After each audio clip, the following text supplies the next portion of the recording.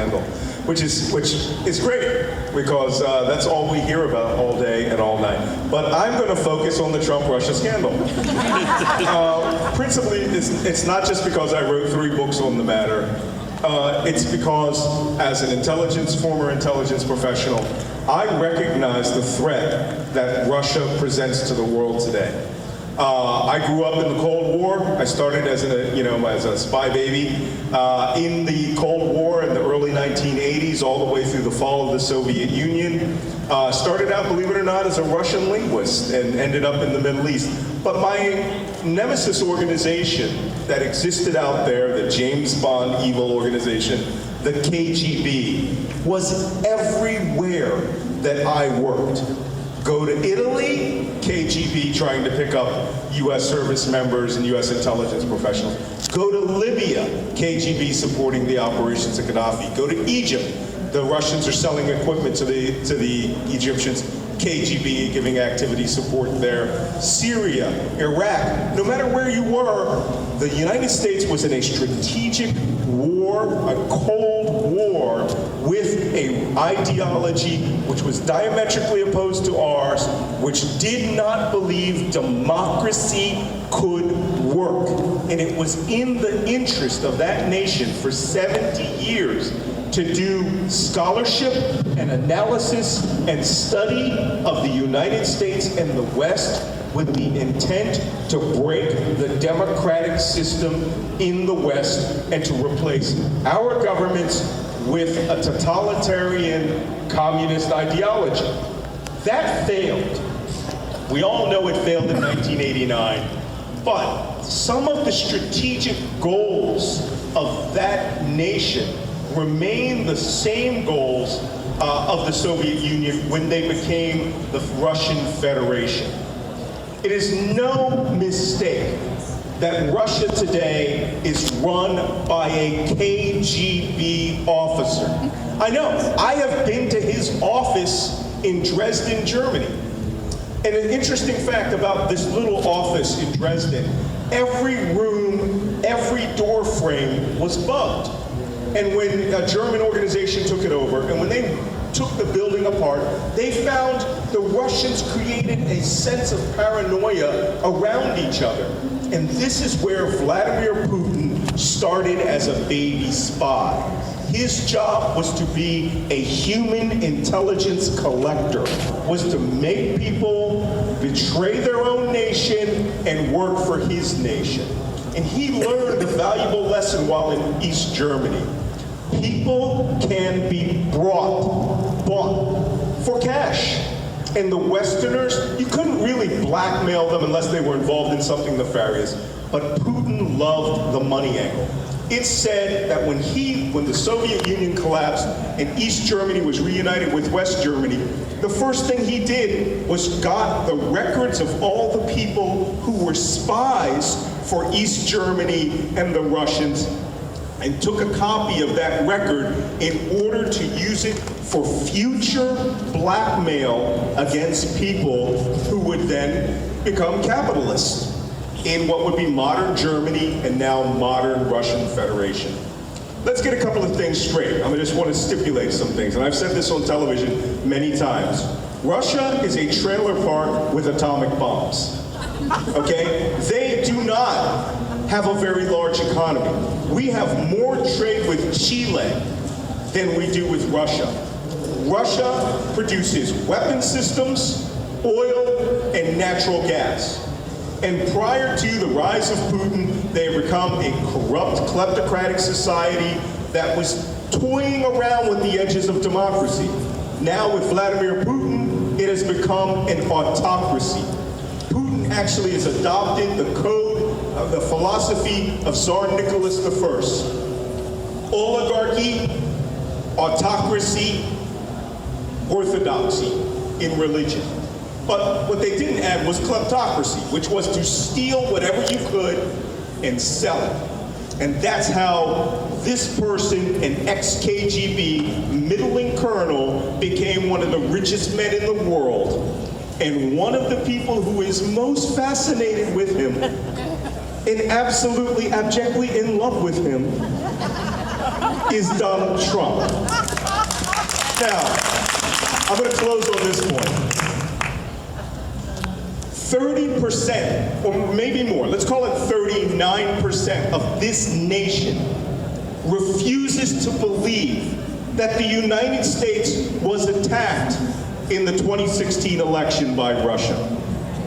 And I'm very interested in hearing some of my co-panelists, one of whom works for a Russian propaganda organization, the Pravda of Russia now, called Russia Today. I'm interested in hearing their version of how they think that small nation with a horrible economy is somehow punching above its weight, and Americans in this very convention center refuse to believe anything bad about Vladimir Putin in Russia, who is, by the way, a James Bond evil villain with James Bond evil villain money, right? Because that's what we're up against. And we're going to talk a little bit about that today and some other intelligence-related things. Thank you very much, Malcolm.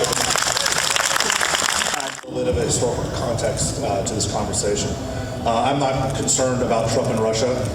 When that becomes history, I'll pay attention to it. Right now, I want to talk about what the KGB did in the 60s and 70s. I know, what the hell does it matter what the KGB was doing in the 1960s and 1970s? Well, what they were doing was becoming a professional intelligence organization. And as a professional intelligence organization, they were going away from the whole dragging you out in the middle of the night and putting a bullet in the back of your head like they did under Stalin, and started to become much more like the CIA, where they had analysts who were sitting back and deconstructing the potential enemies around them, and looking at what happened to us at Watergate in the 1970s, looking at what happened to us during Iran-Contra in the 1980s, looking at some of the divisions that have been created in the United States, rich-poor gap, urban versus suburban versus rural, looking at Democrats and Republicans becoming further and further apart.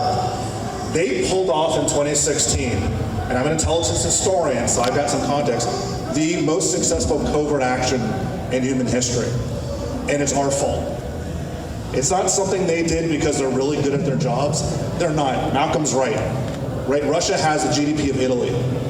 New York City, holistically, has more GDP, a higher GDP than Russia does. Russia is a nobody. They're not a near peer, they're not an almost near peer. But what the intelligence agencies did is something extraordinary. They figured out what divided us, and they stuck the crowbar in and yanked as hard as they could and spread it even further. The disinformation campaign targeted our weaknesses, targeted our inherent racism. That's why there are Black Lives Matter things on Facebook about, them doing all these horrible things and burning down buildings. Or on the other side, you have Antifa, or you've got things. One of my favorite things was an Antifa, Boston Antifa Twitter feed that was like, burn everything down, and it was tweeted from St. Petersburg, Russia. They forgot to get rid of the tag on it. All right, thank you for being stupid, but at the same point, people read this and people believed it. Seth Rich's murder is another great example of this. There's enough people in America that believe that Hillary Clinton has killed people in the past to believe this. And that was a wound that we opened ourselves that the Russians, because they've been studying us for so many decades, were able to exploit. So let's give props to the Russians for pulling off what they did, but we need to look at each other for understanding why it works, and as you mentioned, why it's going to work again potentially. Because look, we can't even have a conversation anymore. Democrats, Republicans, pro-Trump, anti-Trump. I don't care, it just doesn't work, right? Because one side refuses to believe X, the other side refuses to believe Y, and we're in a position where we can't agree on basic facts. And that is something that Russia watched happen. It started during the 90s, mainly during the Clinton administration, when politics became a sport, when the Karl Roves of the world and the Frank Luntzes of the world, we had a conversation before, someone said clean coal in the one before with Ann Coulter and Tommy Lauren, and I just kind of chuckled like, there's no such thing. That doesn't exist. But it's become part of our lexicon because politics has become a combat sport.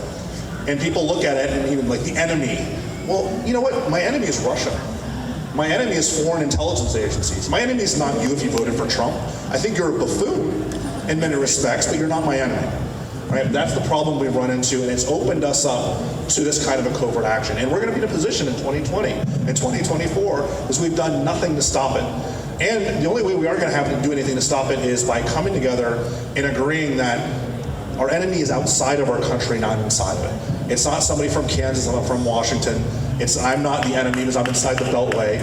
I'm 16th generation American. So you can go to hell if you tell me to go back where I came from. All right? And every member of my family since the French and Indian Wars fought in a war for the United States, including me. Now, liberal as liberal can come, but I'm not your enemy. Right? They are. And I think until we start realizing that, we're in deep shit.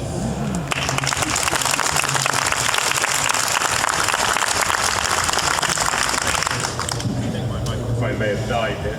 Maybe there we go. Thank you, Vince. Scottie, do you want to finish us off? Hi, well, how are you guys doing? As I sit here and listen to my fellow panelists, I just have to think, man, every story's got to have a really good villain. And man, we've got a good one, it seems like, as every single person on here made Russia, whether you agree or not, out to be the worst people in the world. At least some of you admitted that the fault also falls here in the United States. I'll give you a lot of credit for that one. And I do work for RT America, and I find it fun that some of the people up here who do work for other networks wanted to call us propaganda, and I'll address that in a minute. But let me just start off by saying, I do not answer to Vladimir Putin. I don't have to defend Russia. I don't have a phone that he calls my office and tells me what to say, what not to say. I and every other person that works for RT America are independent minds and have 100% control, editorial control of what we say. You can laugh and you can belong to that demonization. Like I said, this is a great story here. This is a wonderful story. And you know what? Some parts of it are true, probably. I don't have to defend it. But if you want to be so ignorant and closed-minded to cause so much hate on somebody, then don't come at me and talk about racism, homophobia, because the hell, the nightmare and the hate that you're causing on a people is as ignorant as having the rest of the world blame us and saying that David Duke represents all of us Americans in this country. Or the bomber, the Eurobomb, Jeffrey Dahmer represents every hateful American represents all of us. Or Donald Trump represents every single American. Because for the past year, I've listened to this hate amongst people that I actually work with. And for your knowledge, RT America itself is a part of a global international news network that they have Latin America, Asia, Australia, UK. And this is nothing new. They all face the same kind of criticism over there.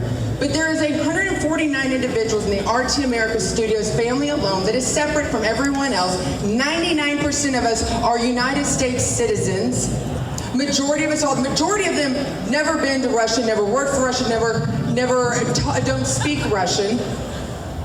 And we're allowed, and I guarantee if you were to compare our airwaves and what we say on our airwaves, you will find a lot more diversity in political thought, in stories. And what's so funny is a lot of them sound like these guys up here. Extremely progressive programming in some areas, but then you go all the way to the moderate to the conservative. Because we have the ability and the freedom to say that, because guess what? We're in America. We don't answer to anybody else. Now, it's funny that I am up here because I actually had to ask people on this panel, because guess what? I have learned the narrative is already made. They can spin this whole story here, and most of the time you're not going to have anybody come out and question them or debate them or tell them the facts. But the problem is, my fear is the hatred that is spewed upon a group of people that have nothing to do with the Kremlin, that have nothing to do with any of these ideas of memes that influenced our election. The hate that is being spewed to them, one time, it's not only ignorant, but it's dangerous. And so when things do happen, if they ever happen, it's going to be on all of the heads there that allowed this hatred to be spread for an entire group of people that had nothing to do with it. That's why I'm here today. And I would say the same about any country in the world. And to think that we as Americans, who ourselves, you mentioned it, have the CIA, who ourselves encourage regime change all around this world, who ourselves are in areas right now because of oil, for sole purposes of protecting oil, and have been for decades, I find it very, almost hypocritical to say on that point. So before people start, those that have maybe, I understand, if we want to talk about Ukraine, we can talk about Ukraine. In fact, this should not be Russia, Russia, Russia, Ukraine, Ukraine, Ukraine. But there are real fears that we have in this world. I'm not saying Russia isn't one of them, but at the very point, realize that you have to separate out the bad apples from the rest of the country. And unless you want to be held responsible for every bad apple America has, I would really start being very careful with your verbiage and your words. Because unfortunately, the hatred for those that have Russian background or in Russia is very real today, and it's dangerous. Yeah, let's thank you, Scottie, and I'm going to get Nayerra to respond to that, and then we're going to jump into a few questions. I think Scottie raises a really... Well, let's let Nayerra go first. I think Scottie raises a really important point, and that is the distinction between Russian people and Vladimir Putin. And it is very easy... Nayerra, if you can speak a little bit. Yeah, it's the distinction between Vladimir Putin and the Russian people. It is very easy when we say Russia to think everybody encapsulated in the country versus Russian government. And there is actually a term in diplomacy that we use called track 2 diplomacy or public diplomacy, and that's all about how people connect with each other. The Russian people have been activating and urging free and fair elections in their own country, right? Journalists are under attack in the country. LGBT folks are under attack. There is a strong civil society protest movement in that country that is frankly allied with all the values we hold dear in the United States. And unfortunately, because of the corruption in their government, it has been stifled and people are in danger. So I think it's important to make that distinction when we talk about how governments relate to each other. The Russian government has had the advantage, because it's an autocracy, of having a fairly consistent approach to the rest of the world. As I mentioned, Obama administration different than Bush, clearly different than the Trump administration. U.S. foreign policy has not been as consistent towards Russia, which is where the challenge ends up being when you talk about countries and how they play on the world stage. But again, different relationship that we have from people to people and the Russian people than we do with the government. Thank you for that distinction. Malcolm, did you want to jump in on that? Yeah, I just want to talk a little bit about Russia today. Russia, well, first up, I have a question. Are you paid? You get a paycheck from Russia today? Absolutely, I get a paycheck. Yeah, okay, then you get paid by an ex-KGB officer. No, I get paid by the oil and gas companies. You work for NBC, correct? It was You NBC. get paid by the Russian State Federation that funds Russia Today, which means that Vladimir Putin is the guy who's ultimately signing your paycheck. You may think That is not you are true. I'll let you come back. Okay, let me finish. You may think that you're fair and you're free and you're independent. Stalin set up news organizations in the United States to do the same thing. Okay? You know what? I can tell you something right now. U.S. journalism is not funded by the United States government directly or NPR. Okay, NPR is a private organization. I don't know if you know There's that. taxpayer dollars that go into it. No, as a matter of fact, NPR has fundraisers for raising money. My point is this. Anything I say is my opinion. You know it's my opinion because it comes out of my mouth. Anything that comes out of the organization which is the successor to the Soviet Union's Pravda, that is run by an ex-KGB officer in a country that does not have open, free media, because they've essentially killed them all off, the country that murders its journalists if you speak out against them by putting a bullet in your head, or uses world-class nerve agents to murder its former citizens who have moved to another country. You know what? That just reminded me, I tried to, but killed other citizens in chemical weapons attacks. You know, I gotta tell you something. Tokyo Rose was an American citizen. Lord Haw Haw, the man who spoke for Nazi Germany on German radio, was a British citizen. Nothing says that you can't be a useful idiot for a foreign propaganda organization and think you're fair-minded and independent. You're just a useful idiot. Okay, first of all, since you just called me a useful idiot, since you know so much about my organization, which by the way, I don't even know who you're talking about as the former KGB, that's not, I answer to a female, well no, actually I answer to a male here in the United States. I want you to tell me, who owns RT America? Who exactly owns us? Since you know so much about Russia Today, RT America, who owns us? So this is where I'm actually going to call you on the specifics, because I love these generic talking points. You know what? I will tell you what I know about Russia Today, since they've written several articles. Please just answer my question. Since you called me a useful idiot, I want to direct you I to will this tell you know. who Who owns Russia today? No, who owns it? RT America. It's a Russians- separate organization. The Russian State Federation ultimately You are wrong. owns Russia today. You are wrong. Well, let's let Scottie. You are wrong. We are owned by TNR Productions here in the United States, a corporation out of New York City. It's headed up by 3 people, 3 American citizens here in the U.S. Did you know the Soviet Union had thousands of corporations in the United States running intelligence operations back Once again, if you're going to sit there and you're going to spew and you're going to say I think otherwise please know what you're talking about specifically. this is going to circulate without an end. I think this discussion will go on for years. Let's jump into a broader discussion, and perhaps Vince or Jennifer would like to come in here. One of the things we've seen from President Trump, President Obama, President Bush is, at least in the early stages of their administration, a concerted effort towards rapprochement. Even in the aftermath, at least with President Obama, of conditions of hostility from the Russian state vis-a-vis the American interest. Why do either of you think that Vladimir Putin has made the decision, at least to go in a different way than the American post-Cold War order? Because his chosen approach is what keeps him very wealthy, keeps him in power, and he cannot compete with the West on even terms.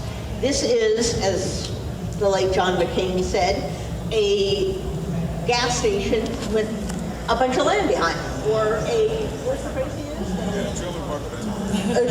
Or a trailer park with atomic bombs. He cannot compete as an ordinary country because Russia is not an ordinary country. There was a moment in time where this was possible, and it didn't work. Now we can debate till the cows come home Russian history, Russian sociology, Russian psychology, but that moment was lost. And now we have to be absolutely candid that we are deluding ourselves in the same way Trump deludes himself when he goes and talks to Kim Jong-un, to think he's talking to a normal leader who really loves him and really wants the things that we do. This is a very American deficit that we have. We look at other people and we think they're just like us. Look, he wears shoes. Look, he drinks scotch. Oh, he must be like us, a Westerner. His values are antithetical towards ours. His interests are antithetical to ours. It doesn't mean that Russia in some future era might not rise up and have an actual democratic country, but they have chosen to be an abnormal country. And therefore, you can't have relations with him any more than we can have relations with North Korea. It takes a country that recognizes international borders, that has some semblance of respect for human rights, that has some respect for the economic productivity of its citizens, that doesn't simply steal from them, in order to have a normal relationship with that country. And I don't have the great answer other than the fact that we should be supporting civil society in Russia, and we should be publicizing the extreme kleptocracy of their leader, who is robbing them blind. And one of the things that we have lost with Donald Trump is the ability to use the voice of America, quite literally the voice of America, but also the moral authority of America, to explain to the Russian people and explain to the world that they are being taken for suckers. They are being stolen from. What could be going towards development of their universities, development of their infrastructure, development of their entire capital of their population, is instead going into Vladimir Putin's pocket. So we should be doing things to advertise, to make clear to the Russian people who they are dealing with, and that they could have a far better life. They could have all the things they see in the West, except for the fact they live under this autocratic regime that are a bunch of thieves. Let's get Vincent. The Russian people know who they're dealing with. The Russian people have always known who they're dealing with. The Russian people are wonderful. I have spent a lot of time in Russia, and I love the Russian people. And the Russian people, unfortunately, have been living under these kinds of regimes since the beginning of the founding of the Russian state. And today, they're really paying the price for it. The Russian birth rates are down. Russian life expectancy is 10 years less than ours, and ours sucks, right? Theirs is the level of North Korea and like Bolivia, right? People in Russia are not living to the extent they should be. We should be looking at the Russian people and trying to do what we can. The problem is, and here's some Russian history for you, not a little bit, is Russians have never really enjoyed the fruits of a democracy, have never really had a legitimate government from a Western democratic perspective. And when that happens, whether it's Russia or North Korea or anywhere else, and when the people are suffering, in which case they are, then you need a foreign boogeyman, right? So Vladimir Putin has to, just like Stalin did before him, just like the Tsars did before that, has to have a foreign power that he can redirect the misery of his own people and say, it's not your fault, it's not my fault, it's their fault. I mean, Fidel Castro did this for decades. Fidel Castro, the embargo was a failure because Fidel Castro used it to bludgeon his own people with it. You're only miserable, poor, and hungry because of the Americans, right? This is dictatorship 101, right? Find a bad guy's scapegoat and redirect the misery of your people in that direction.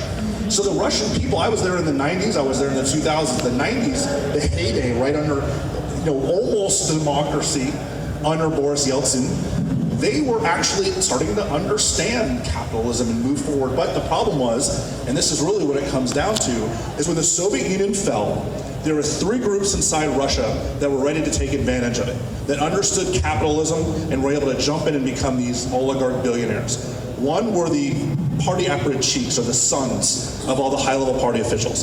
Two is the Russian mafia, which had been doing black marketeering throughout the West. They understood capitalism. And three was the intelligence services, who had been operating inside the West and studying the West for 50 years, and so they understood it also. You now have somebody in charge in Russia who combined all three. A former high-level party member, Putin was the mayor of St. Petersburg, a former spook, even though he was a low-level KGB wannabe, and somebody who has close ties with the Russian mob. And unfortunately, as Scottie was mentioning, others, the Russian people, who are fantastic, are bearing the brunt of all of this. Thank you. Very quick, yeah. Is how much that echoes how we feel in the United States right now, of who's in power, who's in charge, who gets a say in how the system works. And when you talk about the types of enemies that President Trump has pointed out and made it his journalists, black people, right? People from overseas, immigrants, those are exactly the same type of enemies that Putin has pointed out for his own country. Let me ask and ladies and gentlemen, if you want to ask a question, I'd ask you to get in the line here, and then I can come. So a very quick question here to try and offer a little addendum of perhaps support for President Trump. We could obviously say, President Trump questioning Article 5 of NATO, the Syria withdrawal. But prior to the little incident that's happened recently with Ukraine, he was providing lethal arms to Ukraine. The military was investing in capabilities to breach Russian air defense bubbles, long-range precision fires. CIA, in terms of operational tempo and risk authorities, has been granted more latitude under this president. Doesn't that slightly rejoin the argument? Jennifer, do you want to come in? We actually have two foreign policies, as we have learned. And by the way, I think this latest incident where the military kind of conned Donald Trump to go back into Syria by telling them there was oil was pretty brilliant from our military people. They couldn't convince him on the merits that ethnic cleansing was a bad thing, but oil is another thing, so therefore we can get our troops back in. There are essentially two foreign policies, as we have learned in the Ukraine scandal. One is Donald Trump's nuttiness, where he looks for ways to please dictators and he looks for ways to undermine Ukraine, and the actual apparatus of our national security team, which has the military, has the intelligence community, has people who are old Cold Warriors. Say what you will about some of the cabinet position people, but Mike Pompeo has no love for Russia. So there is this schizophrenia, and by the way, it's not just in Russia, it's in just about every other aspect of government. And what happens when they collide is when you have something like Syria, where the entire government, both political parties, are telling Donald Trump not to do something because it's so obviously not in our interest, and he does it anyway. And then the military has to figure backwards, like how are we going to trick him into going back in? And this is a real problem. And we have this divorce between what Donald Trump and Rudy Giuliani, I mean, this cast of characters, this kind of clown show, and then the United States national security apparatus. Right. And Jennifer is absolutely right. The United States does not turn off its defenses every time a new president of the United States comes into office. They don't. Okay, what a lot of the people in this environment would call the deep state, the little old lady who is cutting your checks in Cleveland for Social Security, there is the deep state, which was established by George Washington, known as the U.S. Army, the U.S. Navy. These things do not stop. All right? The policies of the United States with Russia as a near-peer adversary did not stop when Donald Trump came in office. I don't think he even knows these activities are going on. Because as Jennifer says, it's schizophrenic. Unless it appears before his eyes and is not in his economic or personal interest, or he doesn't know or is not directed, all right, what is bad for Vladimir Putin, Donald Trump doesn't know or care. The CIA and the National Directorate of Intelligence are setting their own policy for Russia and China and North Korea. They don't have to wait for presidential directives because there's been no legislation passed which would change anything by Congress, the people who really have the authority and the power to do that. So Donald Trump is really just a buffoon who thinks that he's doing things. He didn't send weapons to the Ukraine. Congress sent weapons to the Ukraine. He didn't change our policy for near-peer penetration of strategic airspace and hypervelocity weapons. Congress and the Defense Department did that. All of this will still continue when Donald Trump has a black shroud over his portrait at the White House. Okay, let's jump to the questions.